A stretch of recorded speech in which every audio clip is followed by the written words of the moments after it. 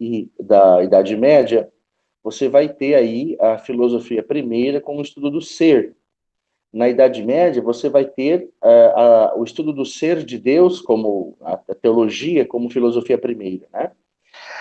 Se você pega a Idade Moderna, por exemplo, a filosofia primeira na Idade Moderna, ou seja, o que determina a filosofia na Idade Moderna, é a ideia de sujeito. Então, é a subjetividade humana, é o que é a filosofia, né? Tanto é que todos os filósofos na Idade Moderna estudam a subjetividade, estudam método. Já na filosofia contemporânea, nós temos assim uma briga grande de quem será a filosofia primeira, né? Então, por exemplo, alguns, igual por exemplo Levinas, vai dizer que é a ética, né? A ética é a filosofia primeira. No caso do Gadamer, aqui que nós estamos vendo, o Gadamer está dizendo que a hermenêutica é a filosofia primeira. E quando eu volto a dizer, o que significa falar filosofia primeira? Significa dizer que a filosofia, se nós quisermos ter um conceito dela, ela terá que ser hermenêutica, no caso de Gadamer, né? Me fiz entender com essa fala?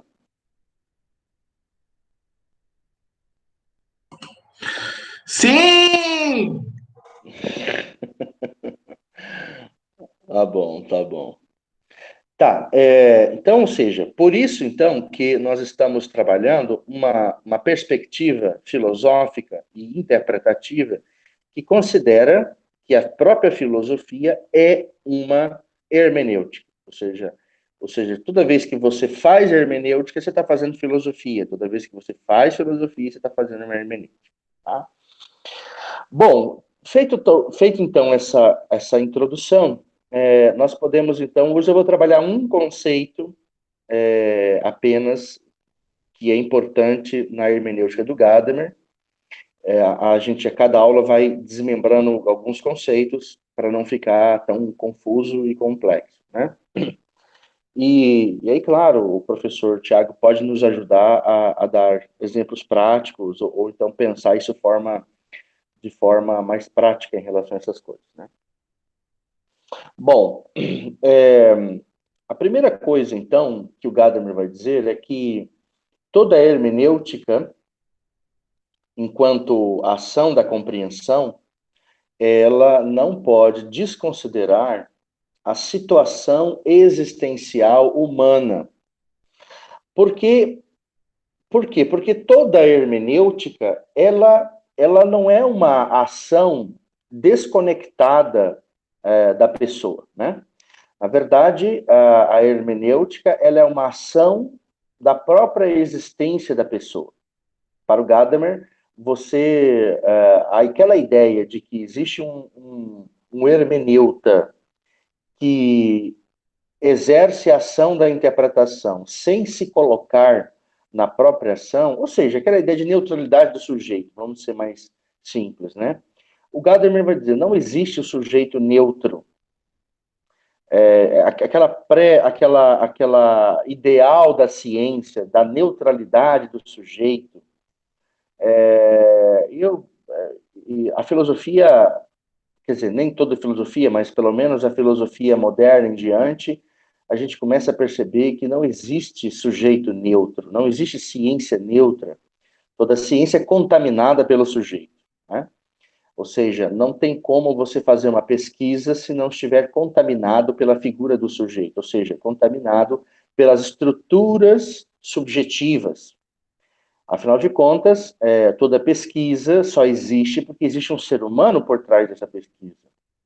Toda pesquisa só existe porque existe alguém que elegeu esse objeto de pesquisa.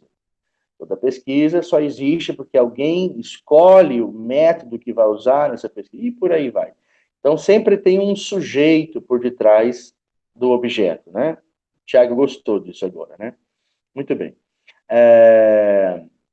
Então, toda ação hermenêutica, ela tem que levar em consideração a situação existencial humana.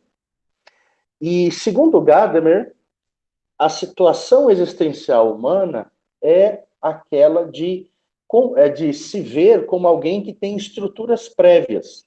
Ou seja, nós somos pessoas existentes que temos várias estruturas que nos constituem, né? Que nos fazem ser humanos. Por exemplo, né? Aí eu coloquei algumas estruturas constitutivas. Por exemplo, a abertura relacional. Todos nós temos uma estrutura de abertura às relações. Ou seja, todos nós somos pessoas que estão abertas às relações. Todos nós somos pessoas que, quer dizer, abertas, quando eu falo abertas, assim, alguém se abre mais, alguém se abre menos, né? Por isso, segundo, por exemplo, essa teoria, é que existem, claro que os psicólogos vão colocar isso de uma forma diferente, mas, por exemplo, para uma filosofia existencialista, o que confere a um cara extrovertido ou introvertido é o seu grau de abertura existencial, né? Pessoas mais abertas existencialmente, elas tenderão a ser mais extrovertidas. Pessoas menos abertas existencialmente, elas terão tendência a ser introvertidas. Então, existe uma estrutura existencial, segundo esse pensamento existencialista, que, que nos condiciona, né, nas nossas relações. Por exemplo, a educação da qual recebemos, né? Ou seja, o contexto da nossa educação, o modo como da nossa educação, enfim, todas as virtudes e valores que nós vamos recebendo durante a nossa história, a nossa própria temporalidade, o nosso modo de existir, onde nascemos, quando nascemos, tudo isso são estruturas prévias que nos constituem. Ou seja, tudo isso são estruturas que nós, de alguma forma, temos e que às vezes não tomamos consciência dela. É igual, por exemplo, eu brinquei, não sei se foi com vocês na aula passada, que eu diria assim, a gente às vezes só lembra que tem fígado quando dá cirrose, né? Aí a gente passa uma existência inteira sem saber que tem fígado. Na hora que dá uma cirrose, aí o cara fala, então, seu fígado está comprometido. Puxa, mas já tinha fígado. Então, ou seja, a gente só toma consciência de determinadas coisas quando elas falam por si mesmas, né? E essas estruturas prévias é a mesma coisa. Por exemplo, às vezes nós temos determinados tipos de resistências a determinados tipos de fala ou de discurso, e às vezes a gente não sabe nem por quê, né? Às vezes a gente escuta alguma coisa e aquilo nos incomoda, aí você fica incomodado com aquele discurso, fala, o que foi? Eu não sei, aquilo que ele falou me incomodou. E por que aquilo me incomodou? Se nós fôssemos ilesos, né, não deveria nenhuma fala nos incomodar, mas nos incomoda. E o que é isso que nos incomoda? É essas estruturas prévias, porque as coisas chegam até nós e batem nessas estruturas, né? As nossas relações, elas são mediadas por nossas estruturas prévias. Então, a ideia do Gadamer é que a hermenêutica, ela sempre vai acontecer de forma mediada, e qualquer compreensão se dará de forma mediada, pensando que nós temos estruturas prévias, que as coisas que vão nos chegando ou que vão saindo de nós, elas se chocam com essas estruturas, e é a partir dessas estruturas que vão se chocando que vai se dando o processo da compreensão, né? Então, ou seja, nenhum ato hermenêutico pode desconsiderar essas estruturas prévias que existem dentro do ser humano. Ok? Compreendido, né? Vou para frente. E espera só um pouquinho. Só um pouquinho.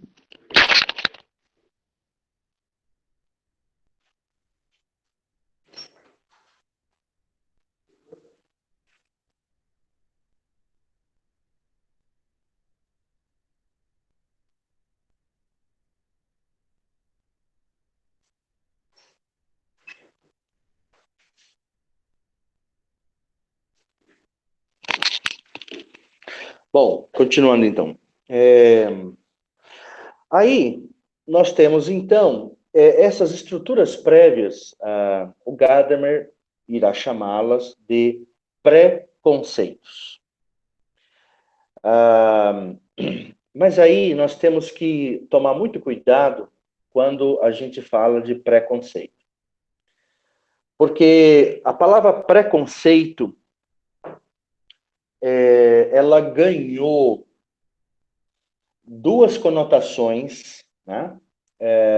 Assim, em termos gerais, ela tem duas conotações. A primeira conotação de preconceito é a ideia de discriminação, é uma ideia ligada à moral, né? Ou seja, quando você fala assim, nós temos que evitar o preconceito, pensando em evitar a discriminação. Discriminação seria exclusão, seria você eleger uma determinada categoria e excluir aquelas que não estão dentro do padrão. Então, não é este o caso aqui, né? Ou seja, nós não estamos falando, Gadamer não está falando de preconceitos em termos de discriminação. O outro conceito de preconceito, que é um conceito que foi produzido pelo iluminismo, que é a ideia de você manter determinadas compreensões e prévias e você agarrar a elas e não querer tirar de você. Então, por exemplo, quando por exemplo, o iluminismo, ele achava o seguinte, que todo mundo se quisesse ser uma pessoa melhor, o iluminismo dizia, se você quiser ser uma pessoa melhor, você tinha que abandonar toda a sua fé. Por quê? Porque a fé tem um conjunto de tradições e mitologias que é prejudicial à razão. Então, o iluminismo chamava essa fé, essa sua crença de preconceitos. E esses preconceitos deveriam ser extirpados, eliminados, para que você limpasse a sua razão e julgasse todas as coisas pela razão. A ideia dos preconceitos iluministas é a ideia de que a razão deveria se submeter a determinados tipos de pré-compreensões se a razão quisesse falar alguma coisa, né? Também não é esse o caso aqui. Não é esse tipo de preconceito iluminista que nós estamos falando. Preconceitos é justamente tudo aquilo que nos constitui enquanto seres humanos. Por exemplo, faz parte dos nossos preconceitos a própria capacidade racional. Os limites da capacidade racional. Faz parte a nossa temporalidade. Ou seja, uma coisa é alguém que nasceu no século XX, outra coisa é alguém que nasceu no século XIX. Uma coisa é alguém que viveu 100 anos, outra coisa é alguém que viveu 10 anos, ou viveu... enfim, então, ou seja, o Gadamer vai dizer que essas estruturas prévias que eu acabei de explicar, elas são os nossos preconceitos, ou seja, são estruturas que nós temos e carregamos e que elas devem ser levadas em consideração na hora da interpretação de qualquer tipo de texto. E até mesmo na autointerpretação, né? Porque é muito comum nós nos lançarmos no texto e às vezes nós não queremos enxergar o que o texto diz porque a gente está enxergando somente aquilo que a gente lançou de nós no texto, né? Ou seja, é igual, geralmente... Eu vou dar um exemplo bem simples em relação a isso, né? Em sala de aula, geralmente quando eu dou aula, a gente explica determinados autores e vai explicando. E aí eu pergunto, né? E aí, gente, vocês entenderam? Aí os alunos ficam assim, calados, né? E aí vocês entenderam? Aí eu pergunto de novo, refaço a pergunta. Vocês entenderam Vocês não entenderam ou vocês não estão concordando? Que é diferente, né? Ou seja, é muito comum que a gente não concorde e diga que não entendeu. O que está acontecendo quando acontece isso? Quando a gente fala, não, mas eu não estou entendendo isso. Mas na verdade você entendeu, só que você não concorda. Isso está acontecendo um choque de preconceitos, né? Você não está querendo fazer a separação entre aquilo que você é constituído daquilo que está sendo recebido, né? Não que você precisa concordar com tudo. Ou seja, a ideia não é essa, né? Não é que você tenha que... Porque concordar ou não concordar, isso já é um juízo. Ou seja, isso já é uma forma de julgamento mental. Mas você não conseguir separar o que é seu do que chega, isso é um pouco aquilo que o Gadamer está chamando a atenção. Nós temos que, na hora que vamos ler um texto ou que vamos fazer alguma compreensão, nós temos que saber separar o que é preconceitos, ou seja, estruturas nossas, com aquilo que está chegando, né? Por quê? Porque senão a gente acaba confundindo essas coisas e aí a gente transfere para o texto pré-compreensões que são nossas e aí a compreensão não acontece. Por que ela não acontece? Porque eu estou enxergando a coisa a partir de uma barreira que são os meus preconceitos. E não é que nós vamos tirar os preconceitos também, não é isso. Mas eu tenho que saber separá-los. Uma coisa é ver o meu preconceito, outra coisa é ver que o meu preconceito está sendo chocado com aquilo que está chegando, né? Então, o Gadamer chama atenção para que em toda e qualquer hermenêutica, e isso é normal, gente, né? Ou seja, segundo Gadamer, isso é uma coisa normal, natural. Isso não é porque a pessoa é pior ou é menor, melhor ou pior, pelo contrário, todos nós somos assim. Todos nós recebemos as informações do mundo e elas chocam com as nossas pré-compreensões, né? O que o Gadamer... Por isso que esse é o exercício hermenêutico, propriamente dito. Então, a hermenêutica começa quando? Não é quando eu estou lendo o texto, é quando eu já começo a entender que eu tenho determinados tipos de pré-compreensões que elas vão se chocar com o texto. Então, quando eu começo a entender que o que eu estou recebendo está chocando, bom, começou a hermenêutica, né? Então, isso é muito importante no processo de compreensão. Professor Tiago, está tudo tranquilo? Tá tudo sim, Vitor, estou acompanhando. Tá, beleza. Então tá bom. Qualquer coisa você pode interromper, tá? Bom, aí ele vai falar de preconceitos legítimos e preconceitos não legítimos. E é sobre a questão dos preconceitos que eu quero aprofundar um pouquinho. Hoje, nos próximos slides, eu coloquei textos do próprio Gadamer para a gente, trechos do texto Verdade e Método, para a gente, então, acompanhar o próprio raciocínio do autor. Bom, ele vai dizer o seguinte: existem preconceitos legítimos, existem preconceitos não legítimos. Volto a dizer, ele vai insistir que preconceitos não são elementos das quais a razão tenha que se submeter. Não é isso que ele diz, né? Pelo contrário. Preconceitos ilegítimos, aqueles que não são legítimos, é aqueles que tentam fazer isso com a razão, né? Então, por exemplo, discriminação. A discriminação é uma forma irracional. Então, ou seja, o preconceito enquanto discriminação, ele é ilegítimo. Por que ele é ilegítimo? Porque ele não fala a partir da razão. Não há nenhuma razão de por que você dizer que a cor de pele branca é superior à cor de pele negra. Qual que é a racionalidade que há por trás disso? Nenhuma. Então, ou seja, quando você, por exemplo, comete um racismo, um ato racista, isso é um preconceito, sim, ilegítimo. Por que ele é ilegítimo? Porque ele não é racional. Ou seja, a razão não está falando a partir dessas compreensões, né?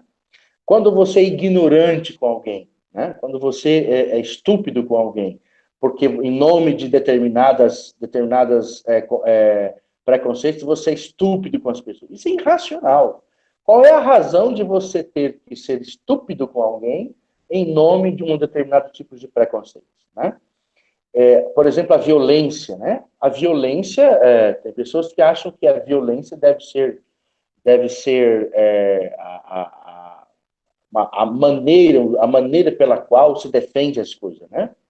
Tá, tirando determinados tipos de vertentes, mas a pré-compreensão da violência como uma ação legítima, segundo Gadamer, isso é ilegítimo. Por quê? Porque justamente retira a racionalidade da ação, né? Ainda que a Hannah Arendt vai dizer que toda violência ela tem um grau de racionalidade, né? Mas, enfim, vamos voltar. Então, os preconceitos legítimos são aqueles que a razão reconhece enquanto legítimos e são feitos a partir de autoridade. Tá? Então, ou seja, um preconceito legítimo é aquele que a própria razão o reconhece enquanto tal.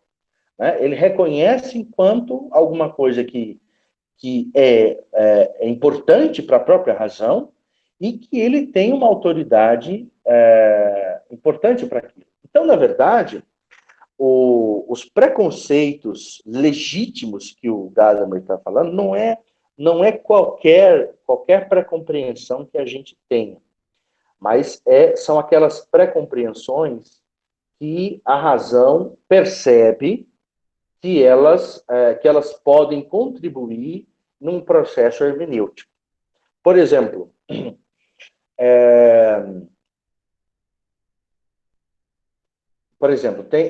dependendo igual, por exemplo, nós nascemos no período da era digital, né?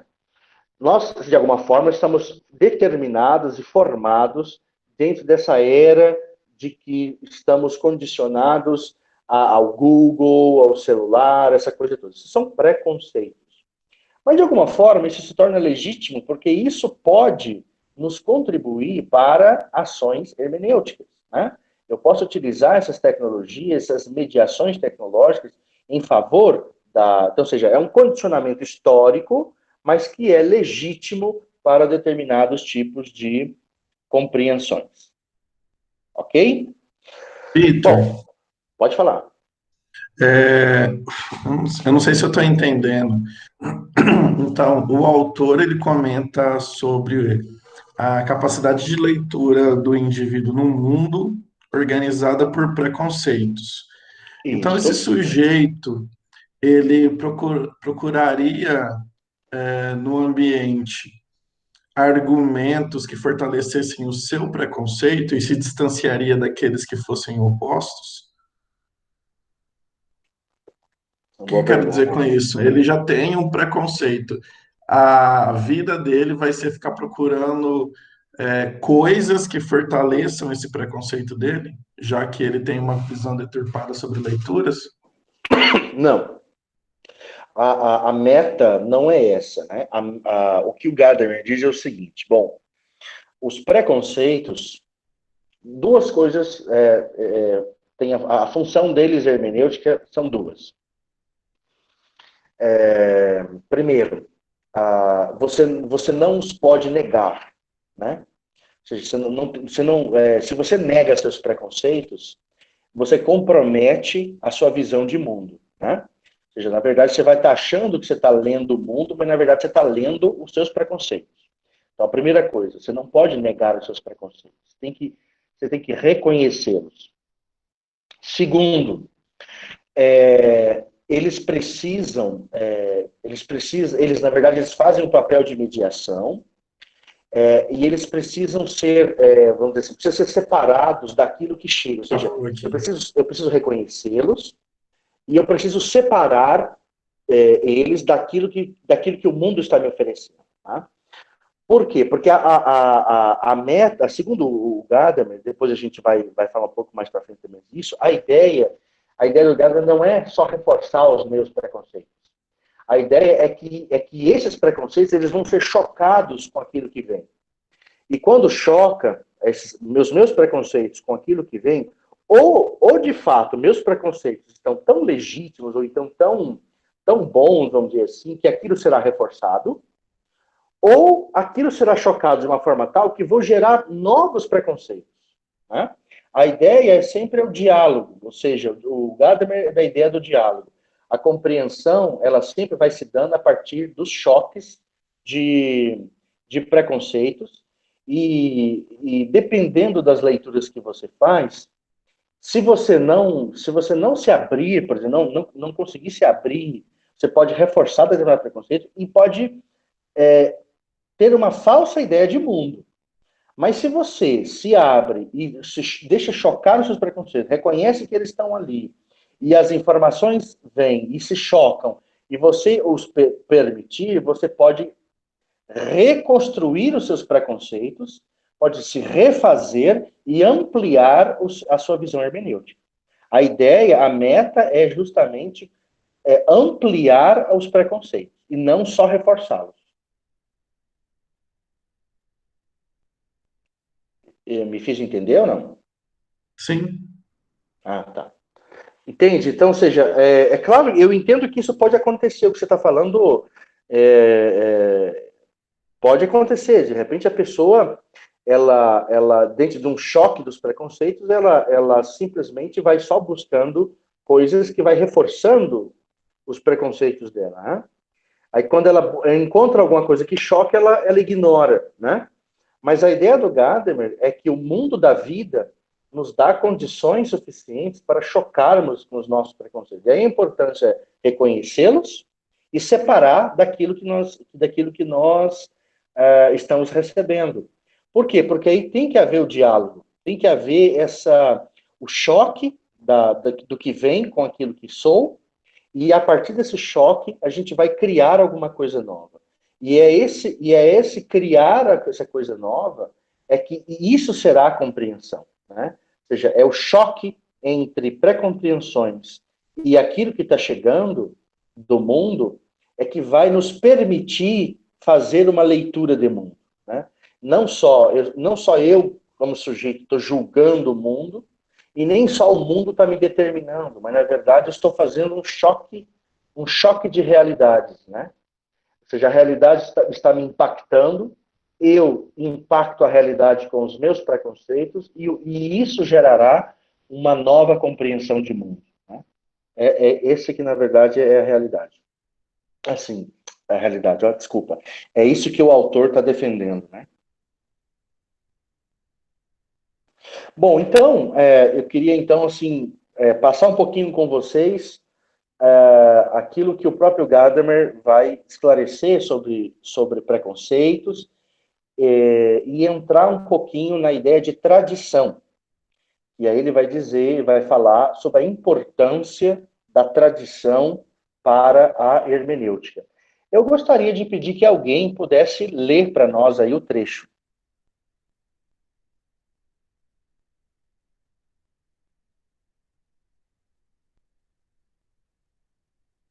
Quem se habilita?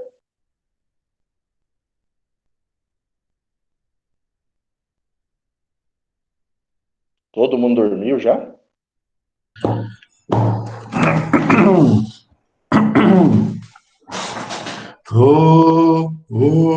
Acho que estão prontos.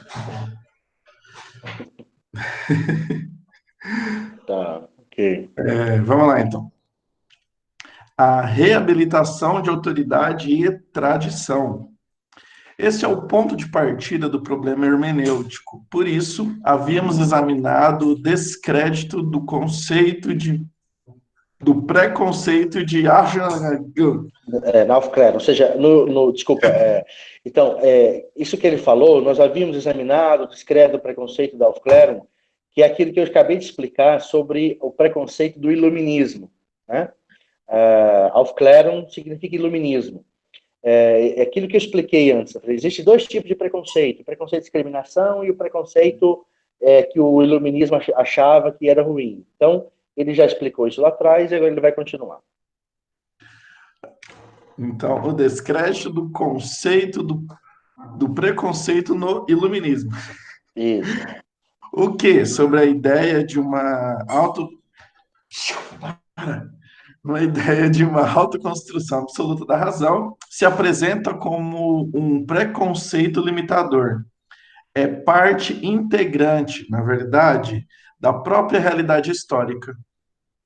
Se Isso. quer fazer justiça ao modo de ser finito e histórico do homem, é necessário levar a cabo uma drástica reabilitação do conceito do preconceito e reconhecer que existem preconceitos legítimos. Isso, ou seja, se nós queremos ser justos com o ser humano e queremos realmente entender o que é hermenêutica, nós precisamos não esquecer, primeiro, que somos finitos, ou seja, a gente morre, a gente não é eterno, a gente não tem uma mente infinita, e segundo, nós temos uma historicidade a cumprir e a efetivar. Então, se nós queremos ser justo com a limitação humana e com a historicidade humana, nós temos que retomar e resgatar a ideia de preconceito. E a ideia de preconceito legítimo, né? Com isso, a questão central de uma hermenêutica verdadeiramente histórica, a questão epistemológica fundamental, pode ser formulada em que pode basear-se a legitimidade de preconceito, em que se diferenciam os preconceitos legítimos de todos os inumeráveis preconceitos cuja superação representa a inquestionável tarefa de toda razão crítica.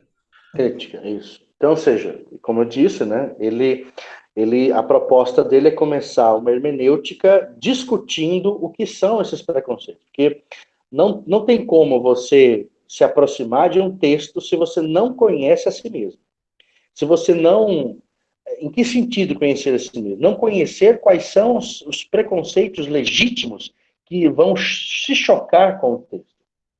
Porque senão a gente se incomoda com determinado tipo de texto sem saber por quê.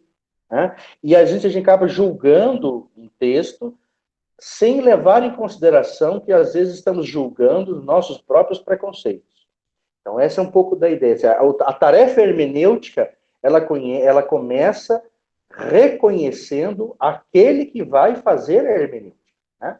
Fazendo o processo de reconhecimento da própria situação existencial hermenêutica. Né?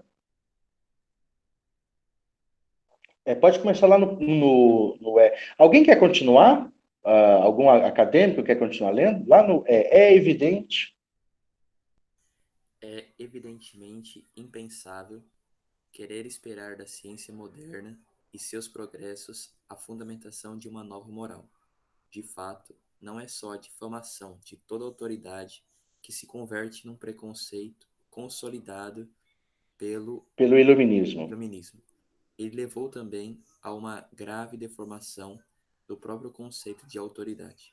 Sobre a base de um esclarecedor conceito de razão e liberdade, o conceito de autoridade pôde se converter simplesmente no contrário de razão e liberdade, no conceito da obediência cega. Este é o significado que conhecemos a partir do uso linguístico da crítica às modernas ditaduras. Isso. Então, olha só. Os preconceitos, eles são baseados num argumento antigo chamado argumento de autoridade.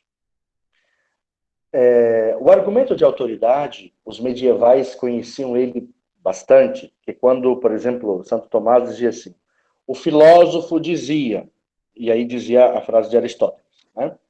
Ou então, Santo Agostinho dizia,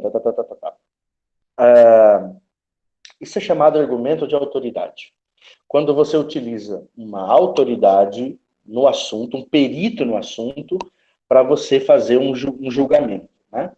É o que hoje o direito chama de jurisprudência. Então, o iluminismo, o Gadamer vai dizer, o iluminismo, ele deturpou a ideia de argumento de autoridade. Porque, segundo o iluminismo, o argumento de autoridade seria a perda de razão. Né? Ou seja, o iluminismo disse que o argumento de autoridade seria dizer que você tem que obedecer cegamente a autoridade sem questionar. E aí o iluminismo ensina que qualquer autoridade tem que ser questionada. Qualquer tipo de qualquer tipo de posição pré-estabelecida tem que ser derrubada. Então, o que o Gadamer está mostrando é que o iluminismo não entendeu a essência do argumento de autoridade. E o argumento de autoridade foi perdendo a sua força devido a essa deturpação que o iluminismo fez deste argumento. Que, na verdade, quando você se utiliza de um argumento de autoridade, você não está obedecendo cegamente uma pessoa ou um juízo qualquer.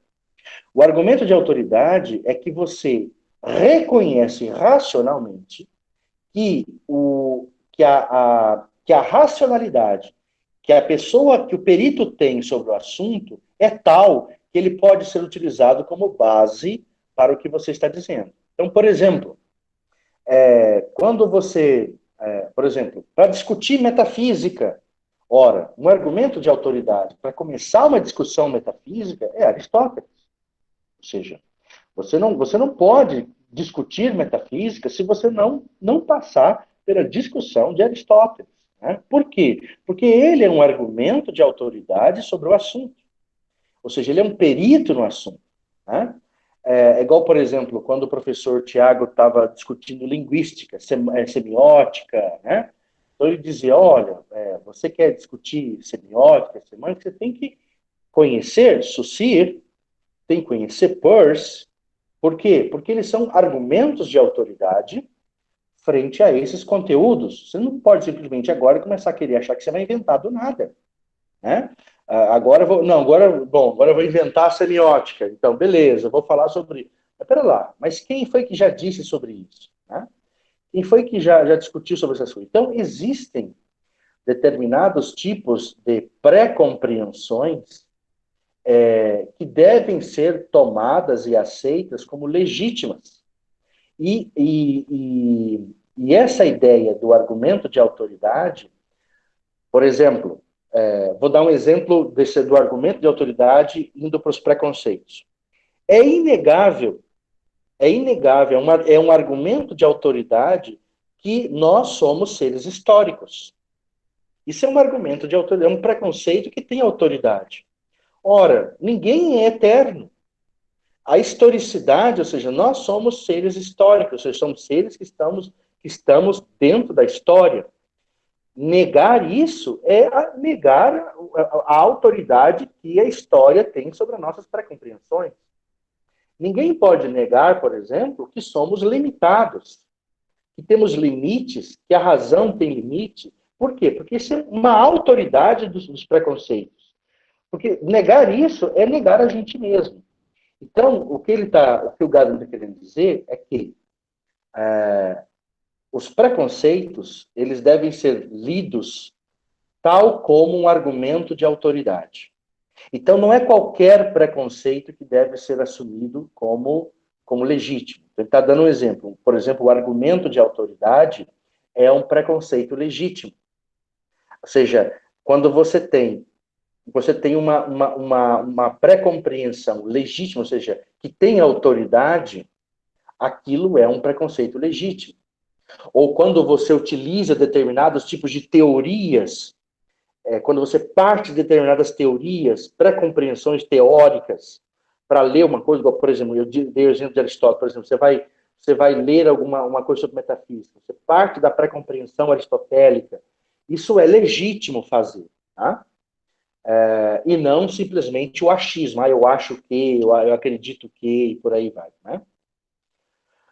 Estão me fazendo entender, gente? Ou eu estou embolando muito? Bom, ok. Quem gostaria de continuar? Ler para nós? Todavia, não é isso a essência da autoridade.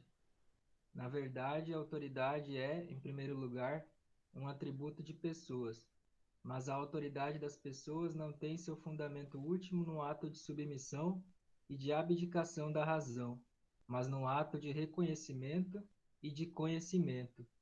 Reconhece-se que o outro está acima de nós em juízo e perspectiva, e que, por consequência, seu juízo precede, ou seja, tem primazia em relação ao nosso próprio.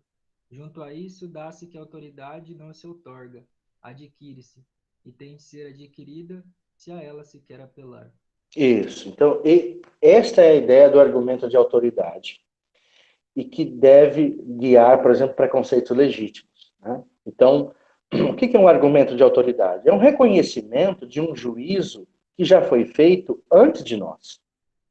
É um reconhecimento de juízos que têm validade muito antes de nós. Né? Então, por exemplo, vou dar um exemplo. Por exemplo, preconceitos como, por exemplo, defesa da vida. Eu defendo a vida. Tá, isso é um preconceito legítimo. Por que ele é um preconceito legítimo? Ele é um preconceito legítimo porque ele tem uma autoridade de peso, porque vários outros fizeram a defesa da vida de uma forma tão excelente que eu agora simplesmente discordar disso, ou querer, vamos dizer assim, discordar por discordar, seria idiotice. Então, por exemplo, quando você se baseia, fala, não, eu tenho como valor a defesa da vida. Baseado em quê? Baseado em preconceitos legítimos, ou seja, baseado em grandes juízos do passado, grandes autores do passado, que me permitem fazer uma defesa da vida de forma consistente e não não a partir de achismos, né? O problema é quando a gente faz defesas ou tem determinados tipos de valores, ou tipo de educação, ou tipo de coisa que não tem argumentação nenhuma. Então, o argumento de autoridade, como ele está dizendo, é isso. Você reconhece que existem pessoas que têm autoridade para falar sobre aquilo e que a razão entende que aquele juízo tem valor, aquele juízo tem autoridade, por quê? Porque ele está bem estruturado, está bem montado e bem consolidado. Né? Então, a obediência, entre aspas, a um argumento de autoridade não é uma obediência cega, não é uma ausência da razão, mas o argumento de autoridade, ele é vou usar um palavrão aqui, né? Uma subsunção da razão legítima. Ou seja, é quando a razão aceita que aquele argumento é o melhor. Né? Então, ou seja, determinados tipos de preconceitos que nós temos, ou seja, determinados tipos de compreensões, eu dei esse exemplo, né? Por exemplo, geralmente, por exemplo, todo cristão, toda cristã, ele tem como pré-compreensão a defesa da vida. Eu sou o defensor da vida, né? Como pré-compreensão. Ou seja, toda vez que eu faço uma leitura de mundo, eu leio a partir da defesa da vida. Então, se eu ler alguma coisa que está destruindo a vida, aquilo vai chocar com minhas pré-compreensões. Aí a pergunta é, essa pré-compreensão é legítima ou não é legítima? Bom, se tem como base argumentos racionais de peso, é extremamente legítimo. Né? Agora, o problema é quando a gente quer defender preconceitos que são puro achismo, né? Eu defendo que os marcianos são verdes. Tá, baseado em quê? Né? Ou seja, qual é a legitimidade dessa defesa sua? Qual é a legitimidade dessa compreensão que você tem? Né? Ou então eu defendo que todo mineiro é um cara que come quieto. Bom, baseado em que, então, isso, né? Pensando em que em relação a isso? Então, ou seja, a gente tem que começar... Então, o que o Gadamer está mostrando é isso, que as pré-compreensões, elas existem, elas estão aí chocando com o mundo da vida, mas existem legítimas preocupações e pré-compreensões e aquelas que não são tão legítimas, né? Quem continua para nós, por favor?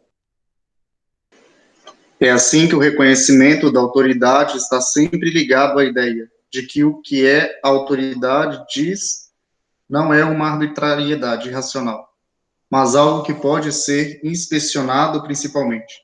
É nisso que consiste a essência da autoridade que exige o educador, o superior, o especialista. Sem dúvida que os preconceitos que implantam encontram-se legitimados pela pessoa. Sua validez requer predisposição para com a pessoa. Isso.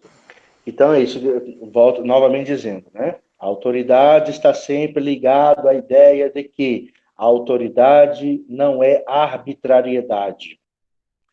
Então, por isso que é importante, quando a defesa de determinados preconceitos, a defesa de determinadas estruturas que nós carregamos, elas têm que ter validade racional, né? Porque senão vira mero achismo. Então, volto a dizer, existem pré-compreensões, por exemplo, as pré-compreensões de que eu sou histórico, isso é racional, porque isso é óbvio que somos históricos, é óbvio que somos limitados. E aí vem outras pré-compreensões, eu defendo tais valores, eu defendo tais questões, eu sou uma pessoa, eu sou vegano, ou então eu defendo, ou então eu sou uma pessoa que defendo as baleias no Ártico, ou então sou aquele que, enfim, eu vou criando, ou vou construindo, ou vou agregando pré-compreensões, e que essas pré-compreensões, para serem legítimas e válidas na hora de uma discussão hermenêutica, elas precisam ter autoridade, reconhecimento racional de sua validade.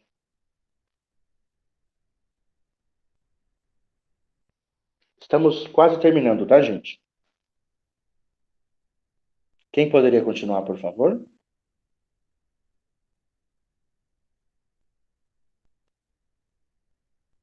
Lá em cima, eu vou ler isso aqui porque está meio bagunçadinho, né? Pode deixar que eu leio. Para isso, podemos nos... Uma pergunta do Bruno aqui. Professor, o que Gadamer fala quando alguma pessoa admite um argumento de autoridade que não é racional? A pergunta é, será que existe algum argumento de autoridade que não é racional, Bruno? Por exemplo, se é um argumento de autoridade, ele tem que ser reconhecido como algum tipo de racionalidade. Tá? Racionalidade formal, racionalidade... algum tipo de racionalidade ele deve ter. Agora, eu imagino que você deve estar perguntando sobre os princípios de autoridade no que diz respeito aos conteúdos da fé, não é isso? Pode abrir o microfone e falar, se você quiser.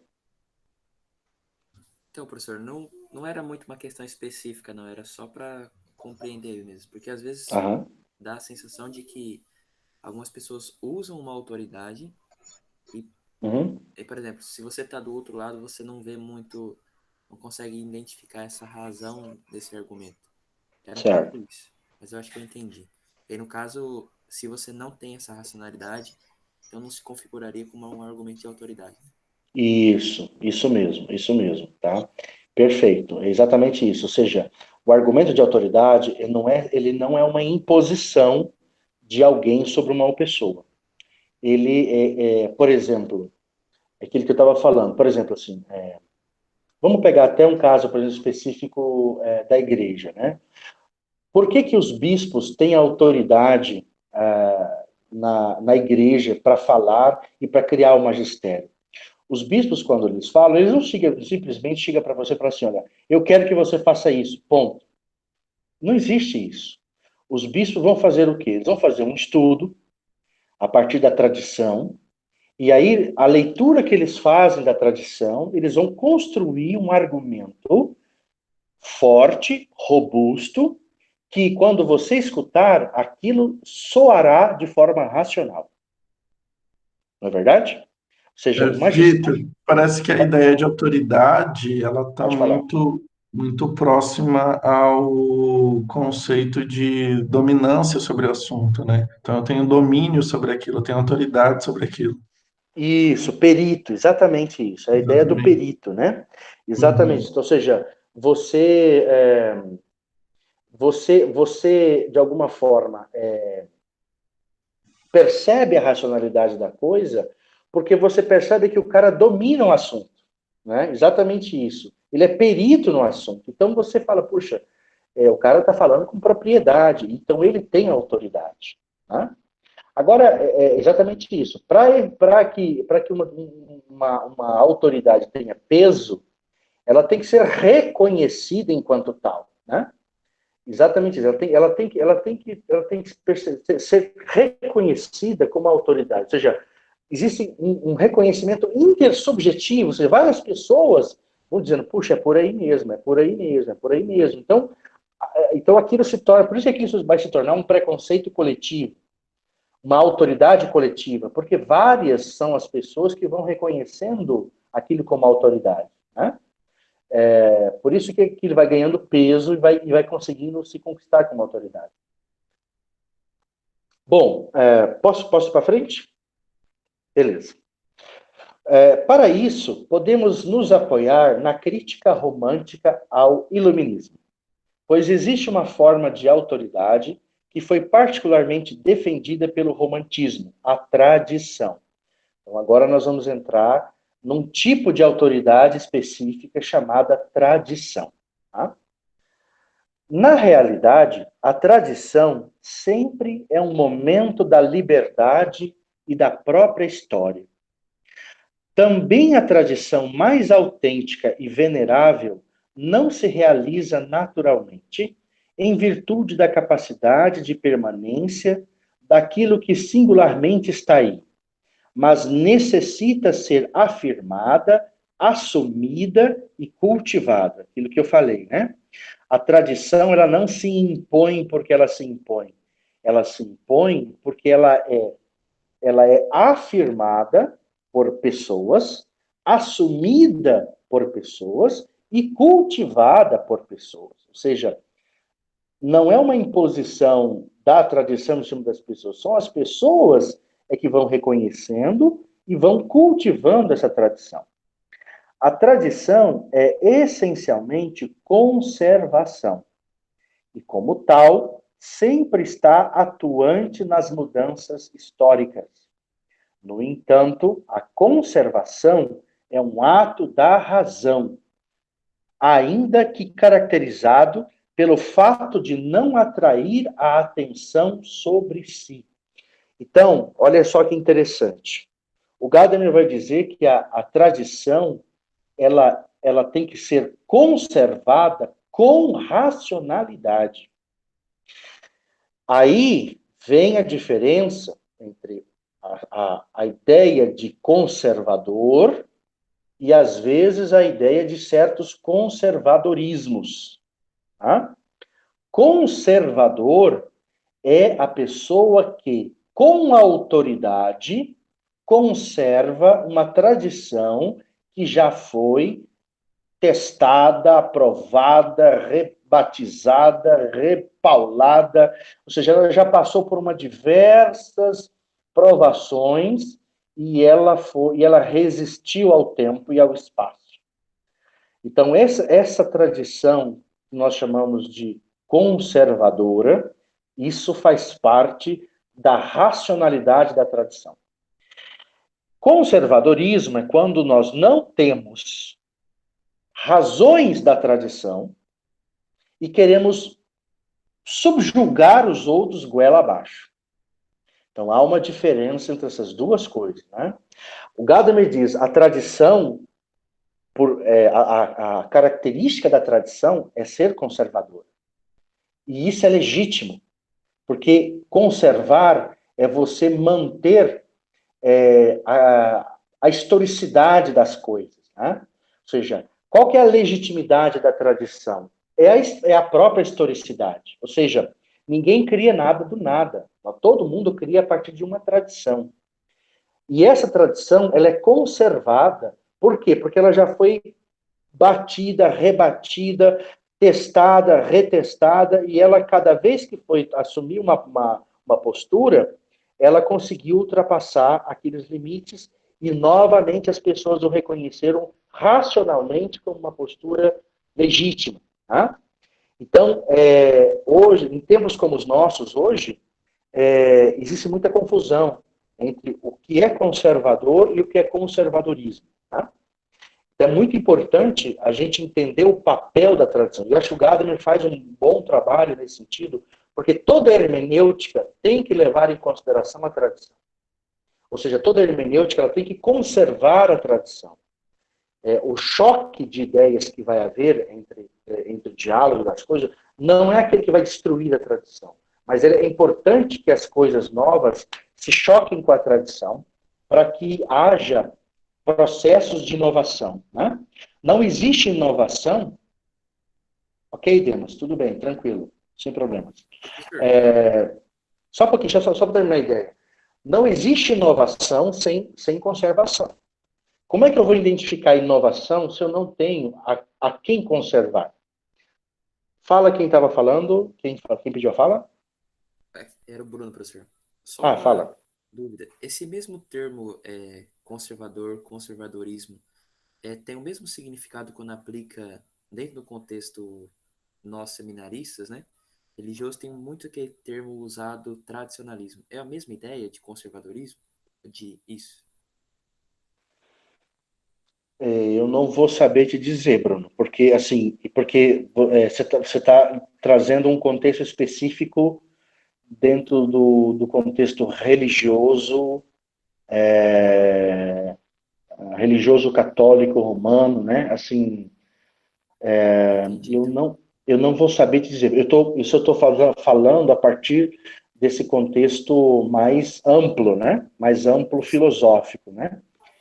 Porque, por exemplo, agora, quando vocês dizem isso, tradicionalista e tal, etc., aí teríamos que ver, por exemplo, vamos dizer assim, se você entende que os conceitos que eu estou falando se aplica ao que você está dizendo, tudo bem, tá? Se você acha que, por exemplo, eu dei 2 conceitos, né? Eu falei de conservador e conservadorismo. O conservador é aquele que consegue racionalmente cultivar a tradição. O conservadorismo, de forma mais ampla, é aquele que tenta, de goela abaixo, tentar impor uma corrente, uma doutrina filosófica, ideológica em cima de alguém, né? Sem conhecer a tradição daquela coisa. Agora, se a partir desse conceito que eu disse, você acha que isso aplica também, e esse é o modo como vocês estão usando, bom, aí tudo bem, se aplicou, ótimo. Mas eu não teria capacidade de dizer se o modo como vocês estão usando é o mesmo que eu estou falando. Entendi. Obrigado, professor. Tá? Beleza? Então, porque eu estou dizendo de forma bem mais ideológica, né? Estou falando, por exemplo, porque às vezes a gente acha que tradição é só da tradição religiosa, né? Mas não existe tradição filosófica, né? Quando você fala, por exemplo, da tradição, por exemplo, o tomismo é uma tradição, né? O platonismo é uma tradição, o aristotelismo é uma tradição, né? Então, eu estou tentando me prender mais nessa perspectiva mais filosófica ou ideológica, né? Tipo, por exemplo, o neoliberalismo, o liberalismo, né? Bom, ok. Continuando, então. Eu parei, deixa aqui, né? Essa é a razão porque as inovações, os planejamentos, intentem mostrar-se como única ação e resultado da razão. Isso, no entanto, apenas parece ser assim. Inclusive, quando a vida sofre suas transformações mais tumultuadas, como em tempos revolucionários, em meio à suposta mudança de todas as coisas, conserva-se muito mais do que era antigo, do que se poderia crer, integrando-se com o novo numa nova forma de validez. Então, aquilo que eu estou falando, né? Não existe inovação se não houver o tradicional. Como é que eu vou falar de inovação? Como é que eu vou dizer assim, isso é novo? Por exemplo, uma pesquisa científica, né? Igual, por exemplo, vocês vão fazer os TCCs de vocês. Aí você pensa assim, puxa, eu quero falar uma coisa nova, quero discutir uma coisa nova. Como é que você vai saber se o que você está falando é novo se você não conhece a tradição filosófica, por exemplo? Como é que você vai discutir, até mesmo, por exemplo, na comunicação, né? Como é que você vai criar um novo produto? Vou criar um novo produto no mercado, se você não conhece o que está no mercado. Então, a tradição, ela tem essa função de nos situar no tempo e no espaço e nos fazer chocar com a realidade para que o novo seja possível, né? Para que o novo possa ser possível, é necessária, a condição sine qua non, a tradição. Em todo caso, a conservação representa uma conduta tão livre como a destruição e a inovação. Tanto a crítica à tradição, como a sua reabilitação romântica, ficam muito aquém do seu verdadeiro ser histórico. Alguém gostaria de ler? No começo de toda hermenêutica histórica, deve encontrar-se, portanto, a resolução da oposição abstrata entre tradição e investigação histórica, entre história e conhecimento dela mesma. O efeito da tradição que sobrevive e o efeito da investigação histórica formam uma unidade de efeito, cuja análise só poderia encontrar uma trama de efeitos recíprocos. Nesse sentido, faremos bem em não entender a consciência histórica, como pode parecer à primeira vista, como algo radicalmente novo, mas antes como um momento novo dentro do que sempre tem sido a relação humana com o passado. O que importa, noutras palavras, é reconhecer o momento da tradição no comportamento histórico e indagar pela sua produtividade hermenêutica. Isso. Então, ou seja, todo começo hermenêutico na verdade, um passo para trás. Ou seja, é um passo em direção à nossa tradição ou às tradições das quais pertencemos. É um reconhecimento daquilo que nós possuímos, temos, e principalmente dos conteúdos legítimos que validam as nossas defesas, né? Então, o ato hermenêutico, para Gadamer, ele começa reconhecendo que temos um passado, que nós não somos uma tábula rasa, que vamos para um texto com uma série de compreensões já consolidadas, já feitas, ou seja, já existe um passado produzido, já existe uma produção cultural feita, já existem valores compreendidos, e tudo isso nos coloca num pacote de tradição que nos faz, quando vamos de encontro com alguém, com alguma coisa, por exemplo, isso não só em relação ao texto, tá? Isso em relação à vida também. Ou seja, ninguém vai para um relacionamento com outro, com uma outra, isento. Por que às vezes os casamentos não dão certo? Porque não estou fazendo terapia de casal, né? Óbvio. Mas é só para a gente ter uma noção, né? Às vezes o casamento não dá certo porque as pessoas não tomam consciência desse ato hermenêutico de reconhecer a sua tradição. Tá? Ou seja, as pessoas não tomam ciência ou pré-consciência de que existem choques que estão sendo feitos a partir dessa tradição da qual fazemos parte, né?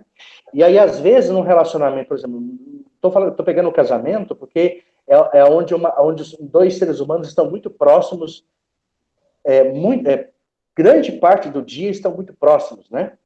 E aí, na verdade, o que está acontecendo? Não é o choque das pessoas, é o choque das tradições.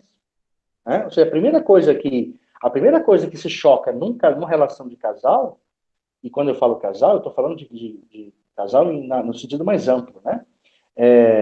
O que acontece pela primeira vez é o choque da tradição. Então, não é que as pessoas não se gostam, não é que elas brigam porque elas não se amam. Elas brigam porque estão chocando as tradições. Porque as visões, as previsões delas estão se batendo, né? E aí vem o amadurecimento hermenêutico de começar a reconhecer que o que está acontecendo não é a perda do amor ou do sentimento, mas é uma não compreensão das tradições que estão sendo chocadas. Se não tiver essa consciência muito clara, pode-se, então, facilmente dizer, não damos certo e acabou, né? A mesma coisa, por exemplo, na relação do seminário, né? Às vezes o jovem vai para o seminário e aí começa a chocar aquelas várias tradições, né? Religiosas, pessoais, né? Humanas, né? Uns são do interior, outros são da capital, outros têm uma visão muito moderna, outros têm uma visão mais tradicional. E aí, às vezes, acontecem os choques das tradições e se os formadores não tiverem uma cabeça muito boa, o que é mais fácil é dizer, o cara não tem vocação, manda embora. Mas, na verdade, o que começa a chocar não são a vocação das pessoas. Mas o que choca são as tradições que estão sendo postas no momento da relação. E a primeira coisa que aparece de nós não é a gente, é a nossa tradição, é nossos preconceitos. E se a gente não tomar muito cuidado, a gente bota a perder todos os nossos sonhos, toda a nossa vida, em função de um não reconhecimento dos choques naturais das nossas pré-compreensões. Né? Então é isso que o Gadamer está chamando a atenção. Tá?